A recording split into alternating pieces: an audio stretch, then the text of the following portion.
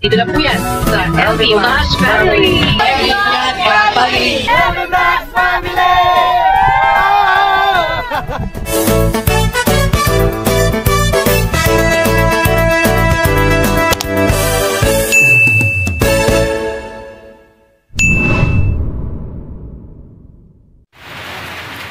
Tadya, ba't biglang umuulan pa?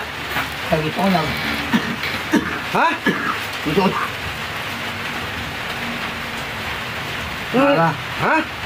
Bakit ba? Ano nangyari sa'yo? Ito lang. Lagi ako ng sa amin. Masada. Umuulan pa. Kaya lang naman. Tapos wala naman yan eh. Tapos paalis pa kami, pambihira ka talaga bila ka dumarating. Ano na ako kahapon eh? Sabi? Oo. Ano naman mo? Wala, ikot-ikot. Hindi na galing ngayon. Hindi lang. Dumagin na body? Hindi. Kasi sa body. Ano na ako, nakakaon. Ayun, ako-ordinator ka. Mag-ano ka? Ha? Mag-pismas ka pag ganyan, ubo-ubo ka. Bihira ka dito.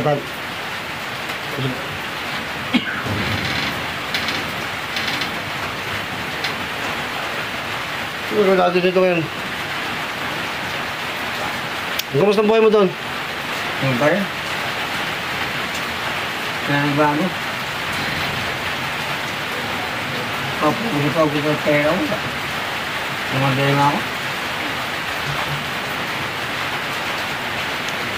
Parang wala pa kayo sa ulo.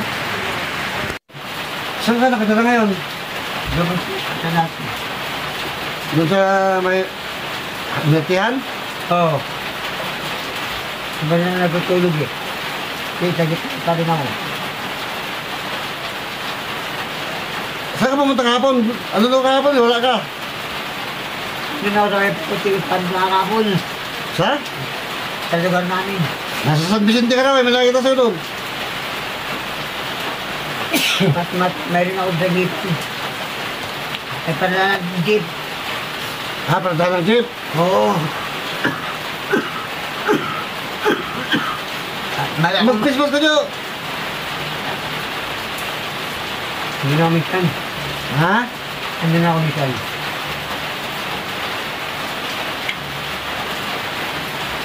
Kaya, mga kabams, wala akong Christmas. Biglaan dating si Jonathan eh.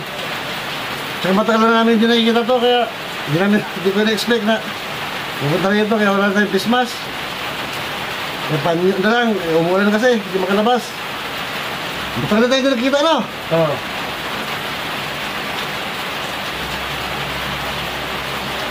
Kamusta ang buhay mo doon? Masarap? Ha? Ayan, hirap lang ah. Saan kumuha ng pagkain mo? Wala nang bibili. Ayaw ko na si Joe na... Ay, iwan. Ayaw... Mayroon kang magsalita ng palit-ulit na ano?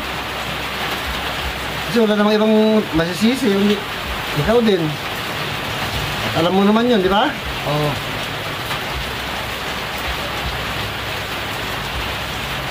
Eh, ang sakit mo, kumusta? Wala na nata. Ano nararamdaman mo? Wala na rin. Wala na? Oo. Yan ang ano dyan. Mahirap na. Yan ang mahirap dyan, yung pawala na.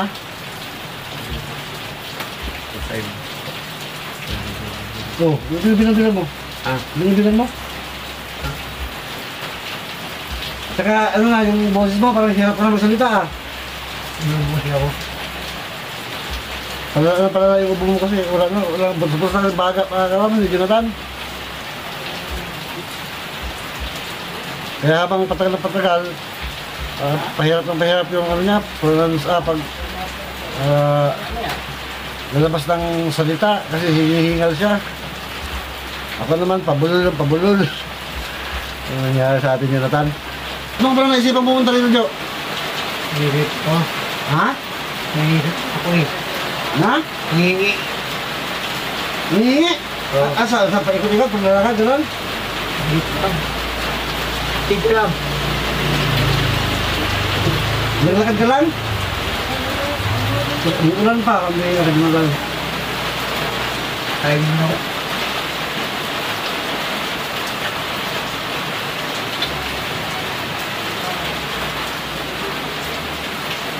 Yung paa mo, lalaki na. Straight ng diretso ng ganun, no? Hindi ka talaga bibihis. Ito yung tsura mo. Simula, pagkamatay na ni Marita yan, hindi ka na nagbihis. Ate Jen, nawala na ng ganang magkipag-usap sa'yo. Hindi ka nagbibihis.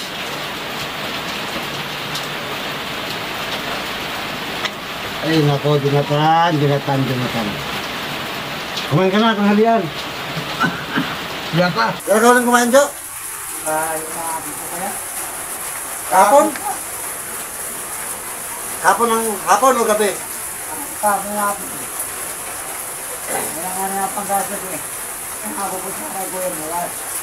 Sa kaso, nakapit ko tayo. Nakapit ko tayo. Nakapit ko na. Mapunta ka na kanya ka business? Oo, mangingi. Nakapit na kasi wala kang masaya.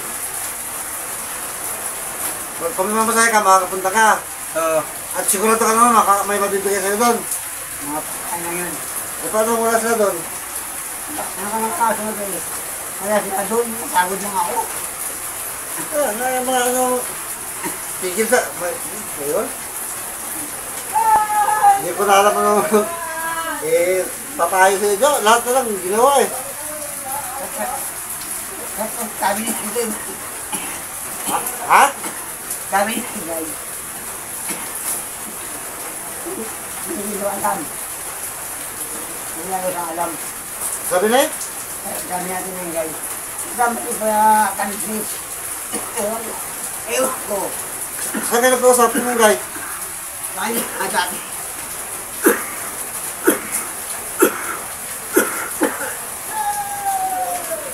Ano ba? Oo.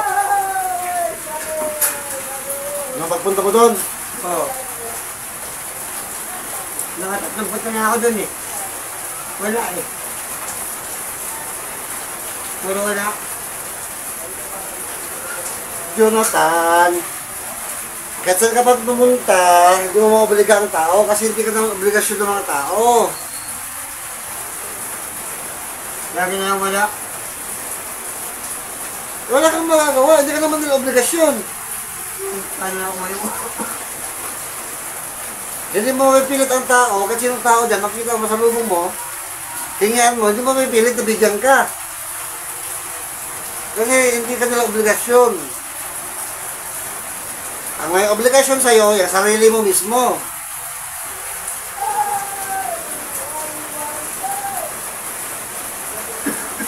Dati natin, nakakapagtrabaho ka pa. Hindi na yun, wala eh. Hindi ka naman magsalita ng ano. Kasi, lahat ng po ginawa natin para kay Jonathan.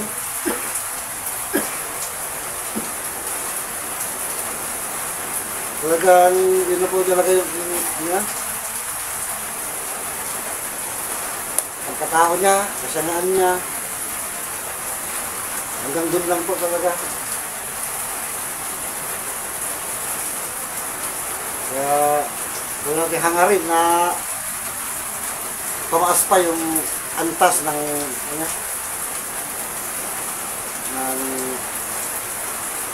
pag-iisip. Hanggang doon na lang po talaga. Kaya tanggap na rin po niya kung kinuhinat man niya.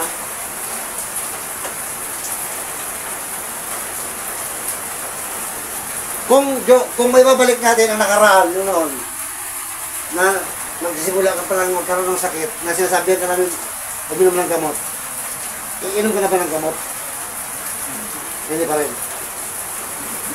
Hindi pa rin. Ayaw talaga dyan uminom ng gamot, mga kapawlis. Bakit? Ano nag-ano sa'yo sa gamot? Kinatakutan mo sa gamot? Ha? Marami sobra. Yung dami.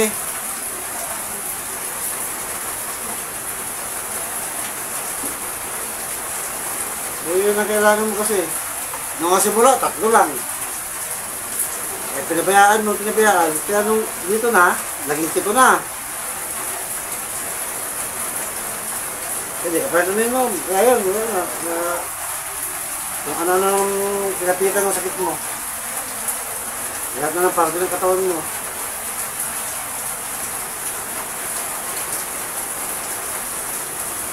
Yung kapatid mong babae, wala ka na talagang balita doon? Wala na nga.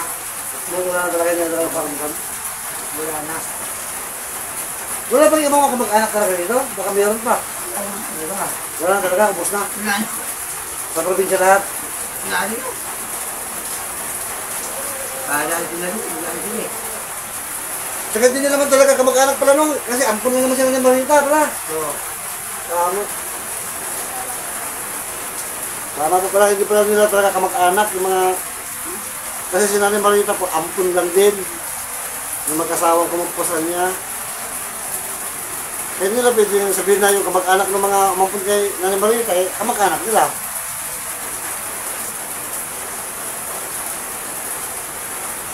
Sa pangalan, maaari. Pagkakilala, pero sa dugo po, wala na kamag-anak. Yung babae lang na wala na rin, paparamdam, matagal na. Kahit nga sa pagkamatay na ni Marina, hindi na nagpakita. Sa libing, hindi na nagpakita. Yan lang, wala na talaga, hindi na nagpakita. Baka wala na rin dito yun. Para sa malayo, sa malayong lugar nito siguro. Hindi natin alam sitwasyon. Kasi hindi na po lahat ng tao, laging may hawak na cellphone. Hindi lahat ng tao, may social media. Baka di ito na nalaman.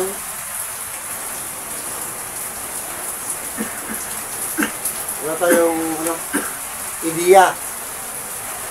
Ang magawa natin, mag-speculate. Mag-isip ng maaring sitwasyon. Ano lang po ang kaya natin gawin.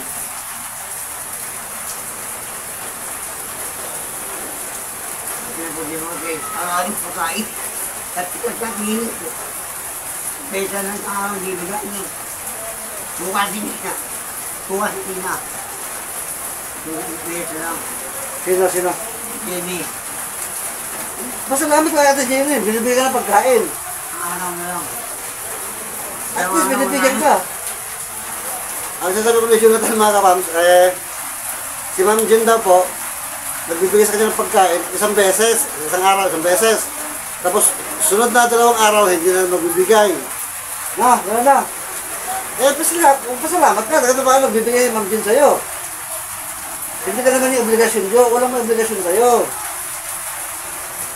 Yan ang matagal na natin pinapaunawa sa'yo. Na magpasalamat ka kung may nagbibigay. Pagpasalamat mo. Kasi bigay yun. Galing sa puso nila yun. Tapos natin na pa, kung may nagbigay sila ng pakit, tapon nyo. Napakalaking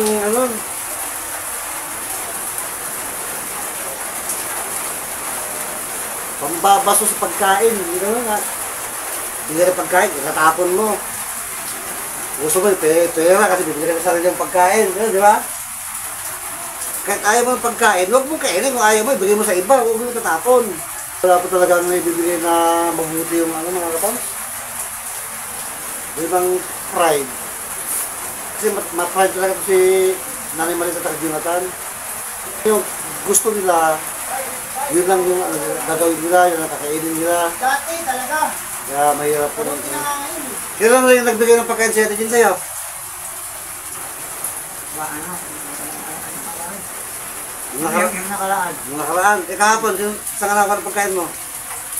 Tayo din sa Sa?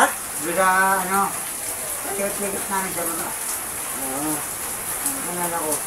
Tapos ngayon, tuloy na makain na naman, maghapon. Hindi lang ako.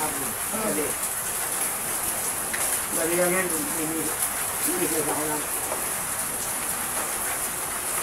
Balak pumunta na kina kuya ka business. Wala po namatay. Kailan mo balak pumunta? Bubuka na eh. Bukas.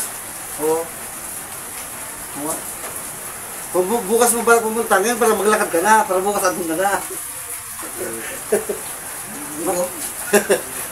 Pagkano pa masaya mo doon? 20? Pagkano pa masaya mo doon? Renta? Kevin ka. Ha? Buhay ka. 50? Alam mo kung ako lang masusunod, kahit sa sitwasyon mo ngayon na ganyan, iinom pa rin akong gamot eh. Baka sakali na gumaling pa ako, ganun.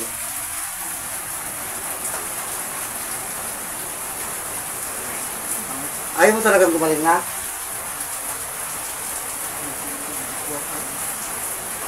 Palala ang sitwasyon mo, palala ang sakit mo. Kasi walang ibang paraan eh. Kung gusto mong gumaling, uminom ng gamot. Kung ayaw mong uminom ng gamot, mag-adya ka ng kamatayan mo. Yun lang yun eh. At kung ano yung ipapainom sa ating gamot ng doktor, kasi sila nakapag-aral ng mga karamdaman na yan, eh dapat natin sundin. Hindi yung tayo masunod, kailan tayo iinom. Kung ilan lang iinumin natin. Hindi gano'n kasi di natin alam yan. Sila ang nakakaalam.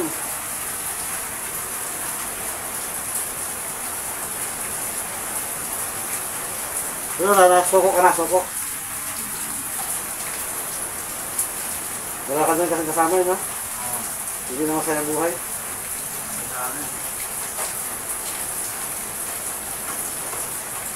Parang kanina na kasi mga kapams, sumuko na siya eh. Kasi hindi na tulad ng dati yung buhay niya. Wala na siya namin marita. Wala na siyang kasama. Wala na lahat. Kaya parang mas mabuti na rin na mag-i-enjoy na nila kung anong mai-enjoy pa. Kaya parang sumuko na sa buhay. Ayaw na niya. Basta mahal na po mga kapams, Jo. Basta kami, ginawa namin na makakaya namin na para tulungan ka. Hindi kami nagkulang. Lahat ng payo, lahat ng kailangan, kahit wala na kami, ibigay pa namin sa'yo, di ba? Parang mayroon ka. Meron ka ng cellphone, galing sa sponsor na pinakagusto niya ni Nanay Marita para mapapalit sa sarili niyo. Kaya paano, naging masaya naman si Nanay Marita, di ba? Bago siya mawala, masaya siya na may cellphone siyang napapanood. At salamat po sa nagbigay ng cellphone kay Jonathan at Nanay Marita sa ating pinakamahal na sponsor. Kasi na po kayo mga kapams, bulol-bulol pa talaga, di pa mag-pronounce. At ngayon, balak ni Jonathan, pumunta kayo na kuya kabisi ng araw, ang pumasyal. Kumbaga parang in-enjoy na lang niya yung buhay niya na natitira. Saan pupunta ngayon pagkatapos mo dito? Alis kami. Hindi na kami. Hindi ka na rin. Maglalakad ka lang. Ayun. Anong gagawin mo? Sasakay ka na naman. Eh wala kang... Hindi ka makapunta ka sa business. May pera ko dito, 100. Ah. Sa'yo na itong pera ko, 100. Wala na akong pera. Wala na kaya. Ito po, tingnan ko dyan. Last na pera ko, ibigay ko pa sa'yo parang umulan kasi mga kapams. Eh mamaya, lagnatin pa ito, magkatrangkaso pa. Ano na mangyayari sa kanya? Huwag kang lakad ng lakad, Jo! Nanakong dito. Nanakong bigit sa inyo. Ha? Ngayon lang, 2 bigit lang. Sa bagay, simulat sa mga kapams na nagkasakit Jonathan. Ito na po yung second time. Yung una, yung kung naalala nyo, yung pumunta siya rito na yung kaunahang beses din na parang hindi niya kaya maglakad, na gusto niyang pakarga sa akin. Yun yun. Tapos yun, pangalawa. Kasi kung yung sa mga hindi po nakakaalam na po, mula pa noon, ito si Jonathan sa Nanay Marita, parang kong kapatid to. Kasi Nanay Marita, parang nanay ko na rin yun. Kasi ako maalala kay Nanay Marita noon. Kung maalala niyo po, sa Solo Vlog Challenge, ako ang ibinoto ni Jonathan. Di ba, Jo? Binilito ko eh. Dahil po kami ni Jonathan mga kapams para magkapatid kami nito noon. Hanggang ngayon naman, hindi naman nawala yung ano ko sa kanya eh. Hindi nga, matikas ang ulo. Kaya mga ko eh. Wala man nakati. Ako kasi mga kapams, madaling ano eh. Madaling hulog ang loob sa mga tao. Madaling mapamahal. Ganun talaga ako eh. Siguro dahil pinalaki sa pagmamahal, kaya ganun po yung puso ko. Madaling mahulog, madaling magtiwala, madaling magmahal ng mga tulad kahit sinong tao. Lalo na Jonathan, Nanay Marita. Kaya masakit po eh. Makikita Jonathan na ganito. Kaya minsan dinadaan ko na lang sa pagalit-galit. Hindi natin magagawa. Siguro hanggang dyan talaga yung ano niya, yung kakayahan niya sa mag-point, mag-view ng buhay. Sa kinalakihan niya. Pinapapasalamat pa rin natin na darating pa ng araw na magkahiwa-hiwalay na isang part ng buhay natin na kasama natin sila Jonathan at Nanay Marita. Nakasama natin sila. Salamat kay Nanay Marita at kay Jonathan. Sa mga hirap, sa mga saya. Napakabigat nun, Nanay Marita. Kaya pag pinakarga ko sa wheel, ano yun, yung wheelchair niya, ilagay sa kulong-kulong. Tapos pagbaba naman. Ang laki na ni Marita. Pero masaya akong ginawa ko yung mga yun para kay Nanay Marita.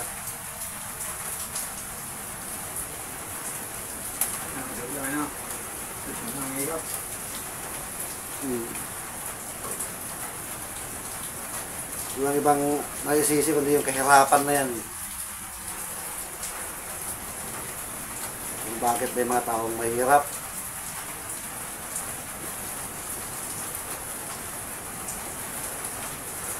Mas pagkabata, hindi nakapag-sikap, hindi naturuan na maayos, kaya napariwara, kaya nakapag-aral.